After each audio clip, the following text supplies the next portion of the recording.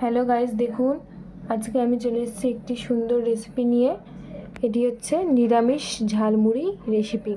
এই দেখুন আমি একটা পাত্রে এখানে মুড়ি নিয়ে নিয়েছি, আর এদিকে যতটা পরিমাণ মুড়ি থাকবে এবং আপনারা যতটা পরিমাণ যেটা দিবেন আন্দাজ মতো দিতে হবে। এখানে আমি নিয়ে নিয়েছি একটা লঙ্কা, যে যেরকম ঝাল খাবেন তেমন ঝাল দিবেন।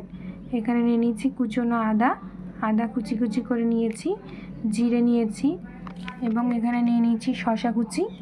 এখানে আছে কাঁচা ছোলা, এখানে আছে টক আচার এবং টক আচারের তেল, এখানে রয়েছে চানাচুর, এখানে রয়েছে নর্মাল তেল, এখানে রয়েছে বিট লবণ, এখানে রয়েছে হলুদ গুঁড়ো।